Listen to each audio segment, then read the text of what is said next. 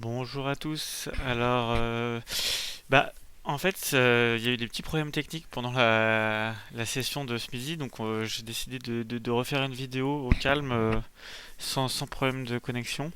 Alors, donc, déjà, je me présente, pardon, bonjour, je m'appelle Ronancy, moi, je suis bénévole, donc, comme tout le monde, chez Data for Good, dans le pôle tech et aussi dans l'équipe saison, voilà. Et donc, en fait, on a décidé avec le pôle tech de faire plusieurs sessions de peer programming. Alors, le mot peer programming, il est un peu dévoyé ici parce qu'on va pas se mettre à, pour l'instant, hein, on va pas se mettre à 4-5 sur un sujet, mais c'est plus une mini-formation pour l'instant. Les deux trois premières séances, ça va être plus des mini-formations. Et l'idée, c'est que au fur et à mesure de la saison, vous allez rentrer dans des sujets techniques, vous allez pouvoir nous proposer des sujets, et là, on va pouvoir rentrer plus profondément sur ces sujets que vous allez nous proposer et faire une sorte du vrai peer programming, hein. Donc là pour aujourd'hui, donc l'idée c'est de revenir sur Git, l'utilisation de Git et de certaines good practices Python que nous, voilà, on essaie d'instaurer chez Data for Good. Alors, des good practices Python, il en existe beaucoup, hein, donc n'hésitez pas à critiquer, à faire vos propres recherches. Nous, voilà, voilà, aujourd'hui, ce que je vais vous montrer, c'est vraiment ce que nous, on a décidé avec le pôle tech de Data for Good. Et la prochaine séance de peer programming, c'est le mardi 20 février à midi et demi. Donc voilà, n'hésitez pas à venir et sur le channel Slack vous aurez toutes les informations. Alors là ici vous avez en fait un repo Peer Session en fait qui vient à la base d'un d'un template que vous pouvez retrouver ici Python template euh, sur le dataforgood.fr, enfin dataforgood.fr le repo Data for Good. Donc en fait là ici ce qu'on peut voir c'est exactement les mêmes, hein. Il faut juste appuyer ici en fait, d'ailleurs vous pouvez le faire vous quand vous voulez, hein, si pour vos projets perso même reprendre le template c'est pas un problème, hein. Create a new repository, voilà, j'ai juste fait create a new repository. Ça c'est ce qu'on a fait pour les 12 projets les 11 pardon projets de la saison 12. On est reparti d'un repo neuf. Bon, j'exagère un peu parce qu'il y a 2-3 projets qui avaient déjà des repos, mais voilà, l'idée est là. En fait, qu'est-ce qu'on voit dans ce template? Pour ceux qui connaissent un peu, ça va sauter aux yeux, mais je vais le dire pour les autres. Déjà, il y a Poetry, il y a des fichiers Poetry ici, poetry.log, ça veut dire qu'en fait, Poetry, il va lire le fichier pyproject.toml. Et il va lire certaines informations pour installer les dépendances, hein. Poetry, c'est un outil de gestion de dépendances. J'aurais dû commencer par ça, mais voilà, c'est un outil qui permet à tout le monde de travailler sur les mêmes dépendances et il va créer un fichier .log. Pourquoi .log? Parce que en fait, l'idée c'est que nous on touche jamais au .log et le développeur en général va jamais toucher au point log parce que le but c'est que seulement certaines personnes aient en fait cette possibilité là, ces droits là, et comme ça la prod elle est toujours safe. On va pas changer sans faire exprès, on va changer sans faire exprès des dépendances. En fait la personne qui va gérer la prod elle saura que son poetry.log il a pas bougé quoi. Donc normalement c'est pas à vous de toucher au point lock. Par contre, bon, vous pouvez quand même rajouter des dépendances au besoin et la personne qui est en charge du point log va updater à l'occasion, quoi, en prenant toutes les précautions nécessaires. Donc aujourd'hui, on va parler de Poetry un peu. On va parler de pré-commit, les pré-commit hook, c'est des petits tests qui vont se faire avant le commit. On va parler de Tox à la fin, rapidement. Et on va parler des workflows, GitHub Workflow. En fait, c'est ce qu'on appelle c'est ce qui permet de créer les Git Actions. C'est un peu c'est pour faire pareil, des tests, mais sur le cloud de Git. En fait, on va mettre des petits tests ici. Alors, c'est des Git Actions en pratique. Donc là, ici, c'est une Git Action qui va relancer les pré-commits, hein. Ça, c'est encore une fois, c'est ce qui est par défaut dans le template, hein. Et donc, ça va lancer les pré-commits sur un serveur dans le cloud géré par Git. Donc Tox, c'est pour lancer les tests. Et pré-commit, git action et docs. Voilà, on a tout dit, j'ai tout dit. C'est les principales dépendances, les principaux outils qu'on a mis en place sur sur ce template. Ça veut pas dire qu'il y en a pas d'autres qui vont arriver. Par exemple, Jupyter Notebook, on y avait pensé, on a hésité, puis on a essayé de pas l'auto-include dans le template. Voilà. Mais pour l'instant, l'état là sur la saison 12, c'est ce avec quoi vous êtes parti normalement. Donc, je vais commencer. Je vais commencer. Hop. Donc, commencer par quoi? Alors, comme je disais, aujourd'hui, on va vraiment revoir les bases de Git. Donc, c'est-à-dire que les gens qui utilisent Git tous les jours à leur boulot, ça va pas les intéresser, hein. Là, l'idée, c'est pour les personnes qui veulent rentrer sur la saison 12 et qui veulent vraiment apprendre à connaître Git. Alors, Git, en fait, qu'est-ce que c'est? Parce que j'ai parlé de Cloud Git, etc. Mais Git, qu'est-ce que c'est? C'est un outil qui permet de versionner son code. Ok. En fait, on va avoir une version en local de notre projet et on va essayer de la synchroniser à certains moments avec une version en remote qui est donc sur le cloud, avec une version remote de notre projet. Donc en fait, dès qu'on fait une modification en local, eh ben, on va devoir dire ok, ben, je veux pusher mes modifications, on push vers le remote. Et à l'inverse, si quelqu'un a modifié le remote parce qu'il a travaillé de son côté et qu'il a pushé ses modifs en local sur le remote, et ben nous on va faire des git pull pour récupérer ces modifications. Donc voilà, c'est important. Alors évidemment, je le dis là avec mes mots, il y a beaucoup de ressources sur internet qui vont vous expliquer ça mieux que moi. Mais en fait, voilà, l'important c'est de comprendre qu'il y a le code en remote et le code en local et qu'il y a cette synchronisation à faire. Et comment on va faire cette synchronisation? En fait, on va utiliser une clé SSH. Alors SSH, c'est un protocole de communication et nous, la clé SSH, c'est pour qu'on va en fait la mettre, on va la créer en local et on va aussi la mettre sur notre compte GitHub et ça va nous permettre de communiquer, de faire communiquer le local et le compte GitHub. Alors moi je suis sur un Linux, il y a une très belle documentation, si vous tapez GitHub SSH key documentation, voilà, connecting to GitHub with SSH et adding a new SSH key to your GitHub account. Voilà, il y a tout ce qu'il vous faut ici et notamment sur Windows, vous pourrez trouver très facilement. Moi, euh, je le fais seulement sur Linux. Donc SSH keygen. Alors moi, il faut que je change le pass parce que parce qu'en fait, j'en ai déjà une clé SSH, mais là pour l'exemple, pour l'exercice, je vais en créer une nouvelle. Voilà. La passphrase, donc c'est un petit password à chaque fois qu'on utilise, qu'il faudra rentrer à chaque fois qu'on va utiliser la clé SSH. Moi j'ai la flemme.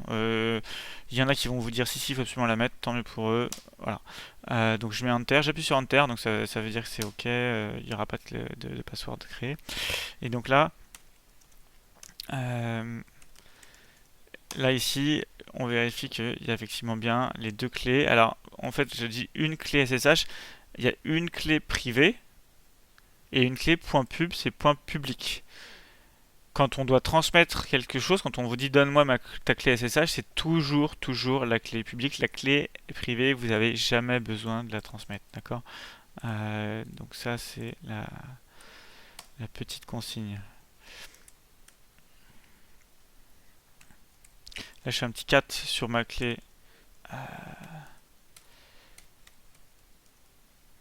publique, donc, parce qu'en fait, ça me dérange pas de vous la montrer.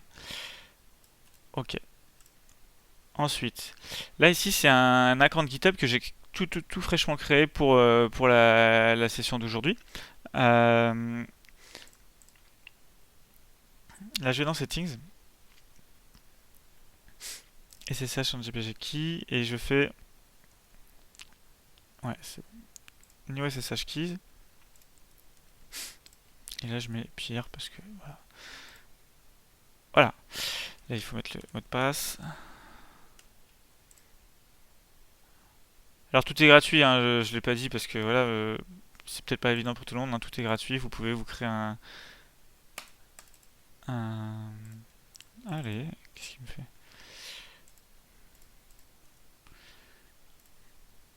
Hop, voilà. Donc là, voilà, vous pouvez vous créer un compte comme vous voulez. Rajouter la clé SSH. Donc ça veut dire que là, je me suis connecté à Data for Good FR, qui est donc tous les repos sont publics quasiment, hein. Vous avez tous accès à tous ces trucs, à tous ces dossiers, tous ces repos. Et je suis bien connecté avec le tout nouvel account que j'ai créé. Euh, et là, ben voilà, on voit le dernier repo qui a été modifié, donc c'est Peer Session qui a été créé juste pour l'exercice. Ensuite, alors je pourrais utiliser HTTPS, mais bon, on s'est créé une clé SSH, c'était pour s'éviter justement de mettre username password. Donc j'utilise la clé SSH. Et donc en local, là je fais git clone.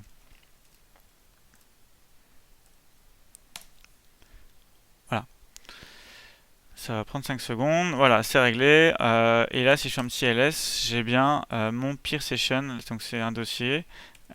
Et dedans, j'ai bien mes fichiers que je vous ai montré tout à l'heure sur Git, hein. Donc là, euh, j'ai ouvert dans Sublime Text. Voilà. J'ai dû faire une mise à jour parce que je pense que comme tout là, j'ai supprimé récemment. Voilà, petit reload. Donc là ici, ce que je vous ai déjà montré tout à l'heure, pyproject.toml, tox.ini, et le readme. Évidemment, le readme, hyper important. On commence toujours par le readme. Use venv. Alors, je pense que le venv c'est quand même la good practice qui est la moins controversée maintenant en Python, hein, parce que vraiment tout le monde le fait. Alors après, tout le monde le fait avec ces technos de prédilection, hein. Tout à l'heure, pendant la peer programming à midi et demi, là, on m'a dit ah oui, mais est-ce que tu conseillerais quoi par rapport à Conda, etc. Conda, c'est un outil, moi que j'ai utilisé il y a longtemps, et dans mes souvenirs, c'était plus compliqué que venv. D'ailleurs, venv il a été intégré entièrement à Python, c'est même plus une librairie à part entière, c'est intégré dans Python. Et Conda, ça permettait de faire des choses en plus, notamment gérer le versionning de Python himself, quoi. Donc là, nous, on n'en était pas là. L'idée, c'était vraiment d'aller voilà, au plus simple. Alors ça, d'autres me diront oui, mais Poetry, c'est pas le plus simple. On peut faire du requirements.txt. C'est vrai. Bon, voilà, il y a encore une fois des débats sur les technos, on pourrait en faire un milliard, il existe beaucoup de technos, donc nous on a fait ces choix-là. Poetry, ça reste quand même relativement simple et quand même beaucoup plus solide que requirements.txt. Et à l'inverse, le venv, on perd pas grand-chose par rapport à un Conda, surtout que on n'a pas besoin d'hardcoder la version de Python tous les jours, quoi. Donc après, rien ne vous empêche, oui, une fois que vous avez copié le template, si vous aimez bien Tox, vous aimez bien Poetry, bah, de changer, hein, votre V1, ou l'inverse, si vous aimez tout sauf Poetry, vous changez, vous remettez un requirements.txt, mais voilà, au moins ça fait une base, quoi. Donc là, je crée un petit venv avec un peer venv. Là, on m'a demandé aussi tout à l'heure, mais alors, euh,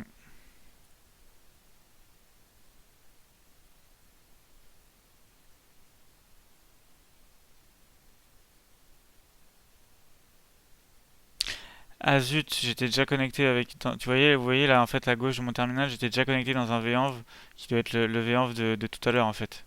Et j'ai pas déconnecté mon terminal. Ouais, ouais, et là on voit que je suis pas connecté à un venv. C'est vrai que ça c'est bon, bah, une petite erreur de débutant, voilà, ça arrive. Euh, voilà. Donc là j'ai bien relancé mon terminal. Je suis pas dans un venv. Et hop. Et on m'a dit oui mais pourquoi tu crées ton venv dans ton repo Git? C'est vrai que c'est quelque chose, je l'ai jamais vu faire, mais moi je le fais maintenant parce que à chaque fois, vous voyez là dans Asso, j'ai quelques petits trucs et ça va grossir. Et à chaque fois, je me retrouvais avec plein d'environnements Python qui traînaient. En plus, bon, le naming, il suffit qu'un jour on ait un peu, voilà, un peu la flemme ou qu'on soit pas bien inspiré et puis on se retrouve avec des namings, on comprend plus trop. Donc du coup, bah maintenant, moi, c'est quelque chose que je fais. Je mets mon V1 dans mon repo Git. Ça se trouve, un pro du Python vous dira, mais il faut surtout pas faire ça. Là, moi, je suis pas un pro du Python, hein, soyons honnêtes. Il y a sûrement plein de gens qui vous donneront des meilleurs conseils que moi. Là, ça reflète essentiellement une réflexion qu'on a eue avec le pôle tech et que je vous retransmets aujourd'hui. Peut-être que Paul, la semaine prochaine, euh, pendant la peer programming de la semaine prochaine, vous dira des choses un peu différentes. Voilà, faudra s'adapter un peu, quoi.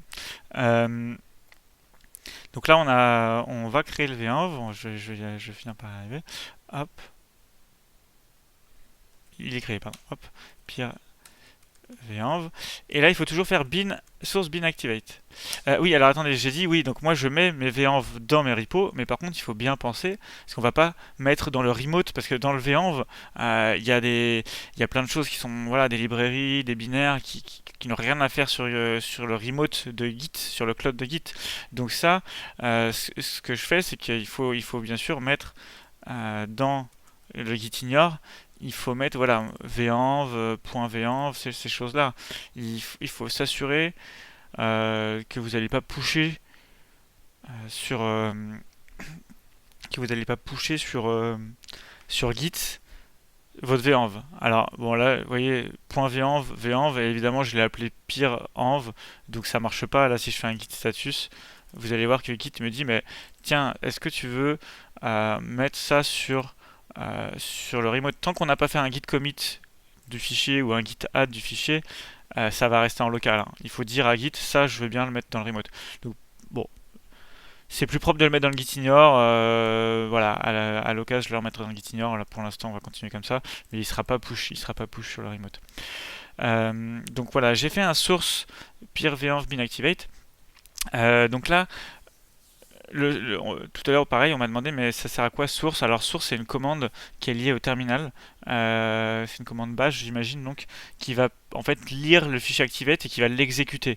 Si vous faites un source, mon fichier environnement de variable, un fichier qui a plein d'environnements de variables par exemple, et ben il va lire les environnements de variables et il va les set dans le terminal. Donc voilà, c'est à peu près tout ce que je peux vous dire. Après, il faudra chercher. Là, il va en fait lire ce qu'il y a dans le fichier activate, il va exécuter ce qu'il y a dans le fichier activate, et donc on se retrouve en fait dans un virtuel environnement Python, quoi. Ok, ensuite, Poetry. Poetry, alors il y a deux manières de faire. Enfin non, il n'y a qu'une bonne manière de faire, mais en fait moi on m'a dit ce midi que je faisais de la mauvaise manière. Enfin, on l'avait déjà dit, mais comme ça m'a jamais posé de problème, bah, j'ai du mal à revenir sur ce qu'il y a dans la doc. En fait, moi Poetry, je l'installe dans le venv.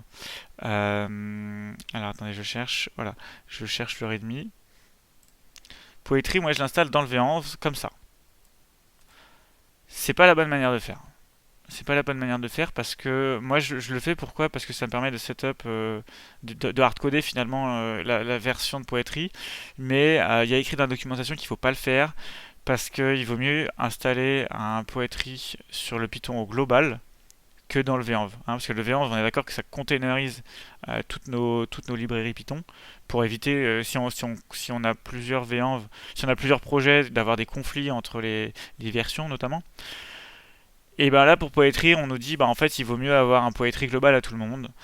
Bon, en tout cas j'ai jamais eu de problème comme ça et bon bah c'est comme souvent, tant qu'on n'a pas de problème, on reste sur ce genre de truc. Je préfère vous le dire. Installer Poetry, c'est le plus important. Et puis au moins vous saurez si un jour vous avez des soucis. Ok, donc là Poetry il s'installe.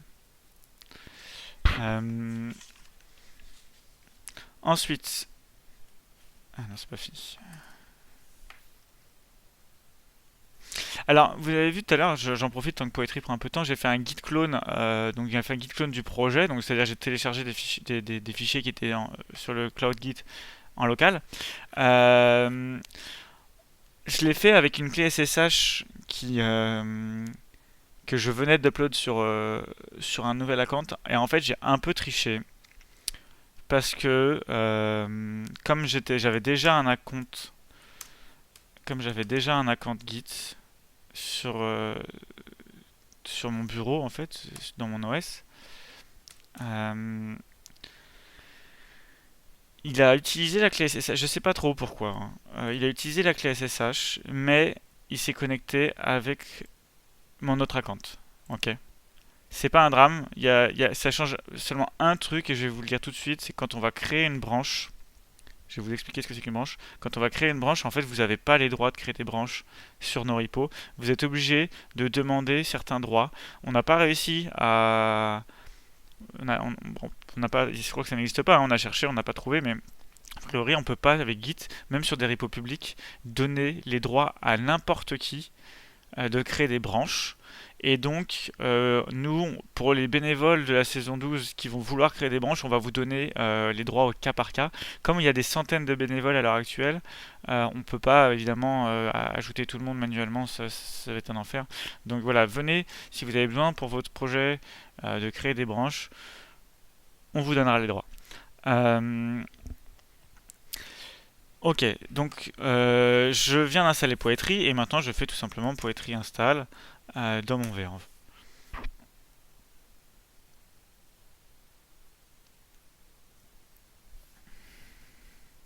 Ok, bon, il n'y avait pas grand-chose, hein.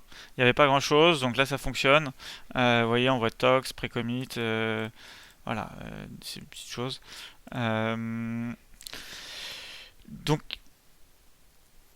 voilà, le workflow normal, vous faites quelque chose, vous avez besoin d'ajouter une dépendance, vous le mettez dans le pipeproject.toml et vous faites poetry install ou poetry update et c'est tout. Poetry update d'ailleurs c'est ce qui change le fichier .log, hein. Bon bref, vous faites un poetry install, c'est déjà pas mal. Euh, Maintenant les branches. Qu'est-ce que c'est qu'une branche? En fait, quand vous êtes sur votre repo là, Peer Session, alors il faudrait changer Python template. Là, ça c'est du naming, il faut le changer, hein. Je vais pas le faire aujourd'hui parce que voilà, on n'a pas vraiment de projet là. Mais donc voilà, il y a des petites choses, il y a juste ça à faire. C'est changer ce Python template là. Il faut le rechanger dans le pipeproject.toml parce qu'il est aussi là-bas. Euh, et donc ici là, on est sur ce qu'on appelle main.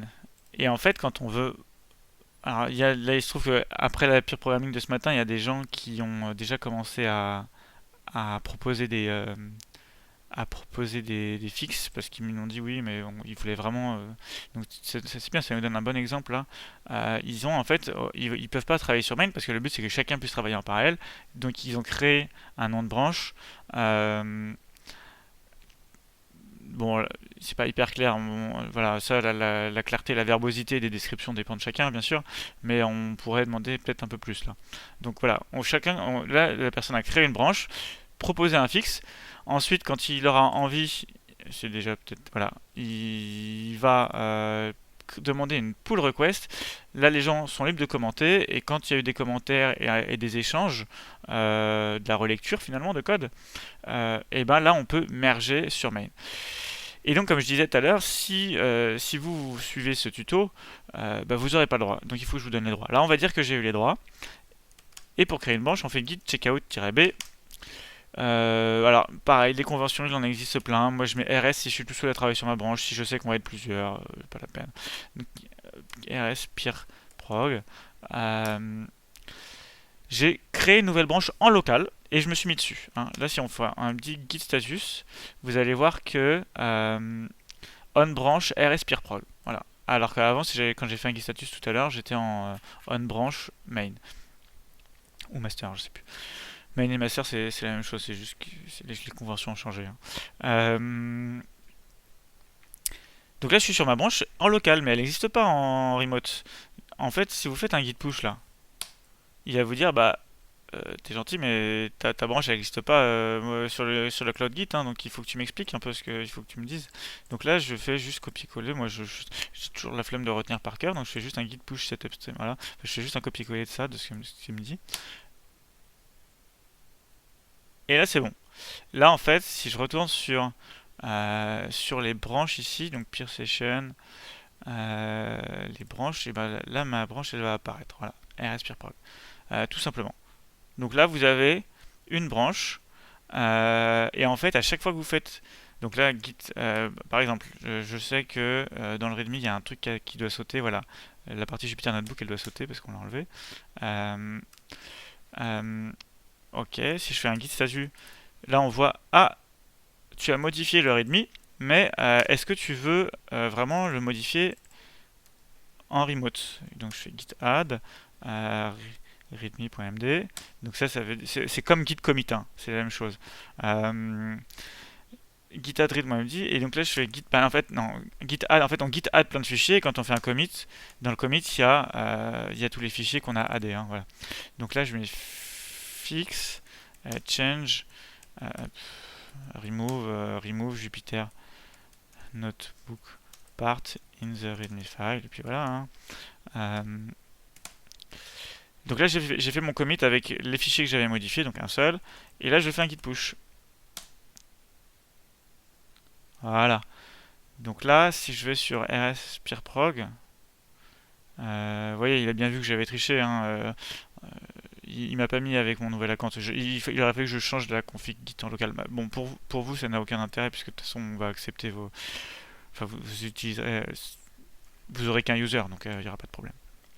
De toute façon, s'il y a le moindre souci, si vous essayez de refaire ce qu'on a mis dans la vidéo, ce que je suis en train de vous dire, contactez-nous directement sur Slack. Hein. Y a vraiment, on est dispo et on est là pour que la saison 12 se passe pour le mieux. Donc comme je disais, voilà. Là ici, vous voyez, il y a eu des 4 commits, dont un une minute ago avec le commentaire que je viens de mettre. Voilà.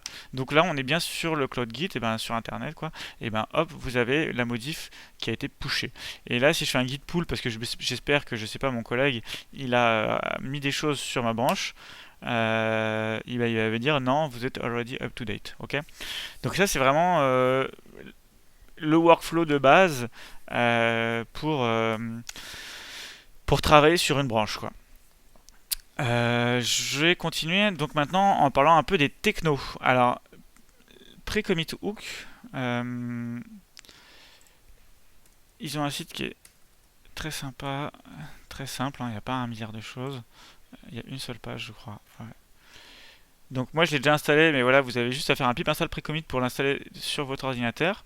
Et après, par contre, il faudra le refaire sur votre repo. Il faut le faire par repo. Ça c'est chiant parce que des fois on oublie.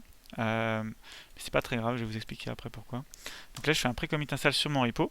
Pre-commit install, donc là c'est bon, il a rajouté un dossier avec les pre-commits.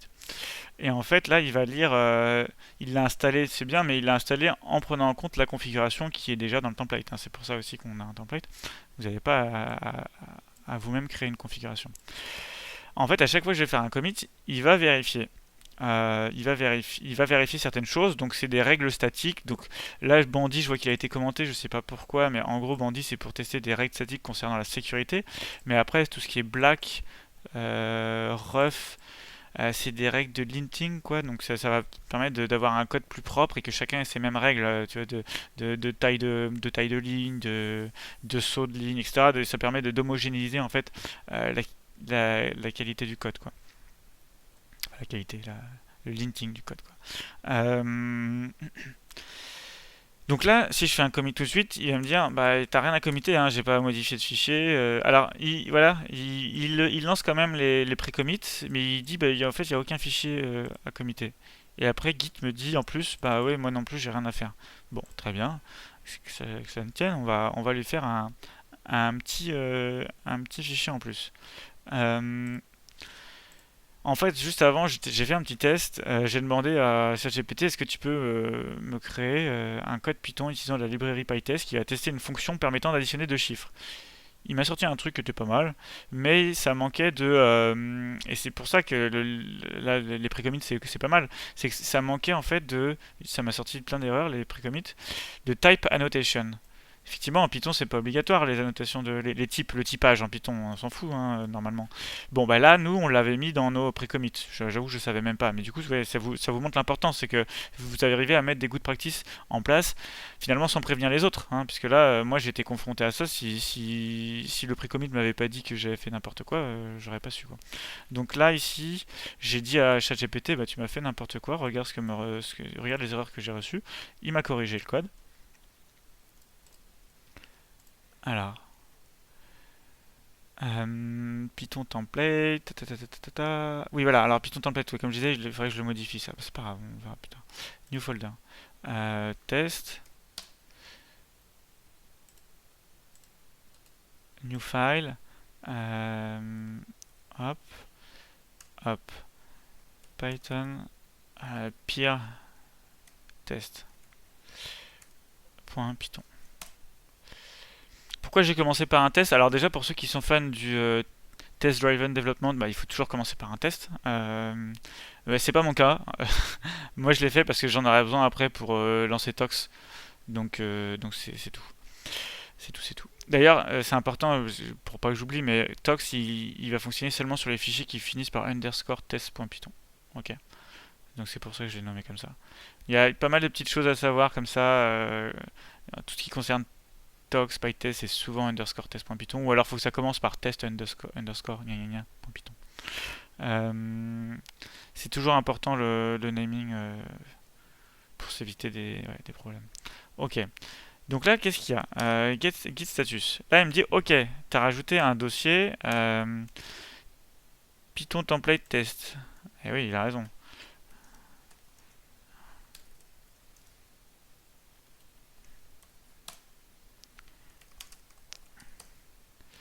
Ah, là, il me dit, ah, oui, tu l'as ajouté en local et tu veux, parce que j'ai fait le git add, et tu veux l'envoyer sur le remote. Très bien. Donc là, je fais un git commit. Alors, en fait, ça failed.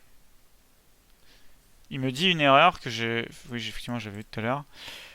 Il me dit cat fixed. Et ça, il faut faire attention parce que des fois, on fait pas gaffe. Il a modifié le fichier. Mais il a quand même bloqué. Alors bon, il se trouve qu'il y avait une erreur, mais même s'il n'y avait pas eu l'erreur, cette erreur-là, il aurait quand même fait ça. En fait, quand il modifie le fichier, il te dit, ok, j'ai modifié, mais j'ai quand même bloqué le commit. Ok. Donc là, il a modifié le fichier parce que c'était évident pour lui ce qu'il fallait faire. Euh, Son problème, c'est que il veut pas que ça ce soit au milieu d'un fichier. Effectivement, ça n'a aucun sens. Du moins, on voit ça assez rarement. Euh, donc là, donc là, on est d'accord que tout ça, c'est les pré-commits, encore une fois. Hein. C'est le pré-commit qui a bloqué les pré-commits hook ont bloqué le commit. Donc là, je fais un git commit again. Et là, je suis même pas sûr que ça marchait parce que du coup, il me dit one file reformatted. Donc ça veut dire qu'il a encore fait des petits. Voilà. Mais attendez, j'ai pas added mon. J'ai pas me fait un git add. Ah, à chaque fois, je me trompe avec ce CTRL C. J'ai pas. Voilà. Voilà. Donc là, git commit.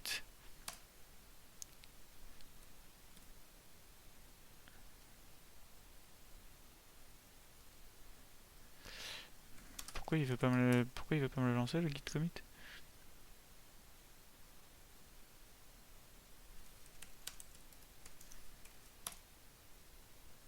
Il a fini par accepter, mais je pense qu'en fait à chaque fois il faisait des petites modifications de letting et à un moment il a réussi quoi. Il a bien voulu que ça passe. Euh,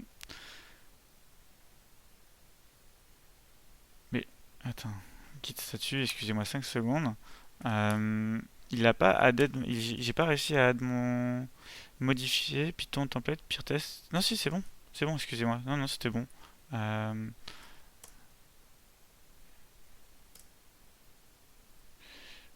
il faut que je fasse un git commit-a alors ok. Euh, fit add test add test ouais, tout simplement. Bon c'est pas hyper clair mais là. Pourquoi il me dit ça? J'ai fait une git statut. Voilà, donc ça c'est bon. Ok.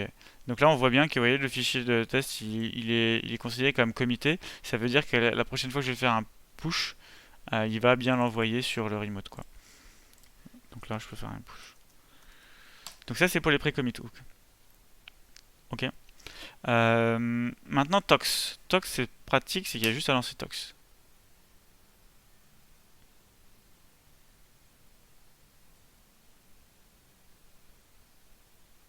Alors je l'ai pas dit mais la différence entre git commit et git commit-a, c'est que git commit-a en fait bah, si j'ai peut-être dit "-a" c'est all donc ça va prendre tous les fichiers que j'ai added hein, où j'ai fait git add. Euh,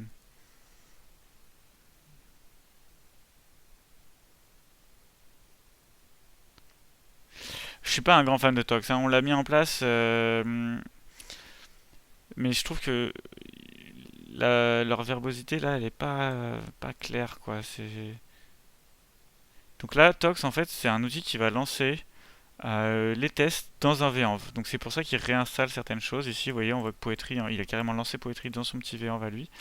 Et il a passé tous les tests que ChatGPT a créés. Euh, donc je disais, git commit-a, ça va aussi ça va en fait automatiquement faire des git add sur les fichiers. C'est ça en fait qui est la différence avec git commit. Et c'est quand même pas rien. Euh, voilà, donc je vous ai montré les pre-commit hooks, je vous ai montré Tox pour les tests. Euh, une dernière chose, c'est les Git Action. Donc en fait, là ici, vous voyez, il y a un point GitHub workflow pre-commit. Ça, c'est en fait les workflows GitHub.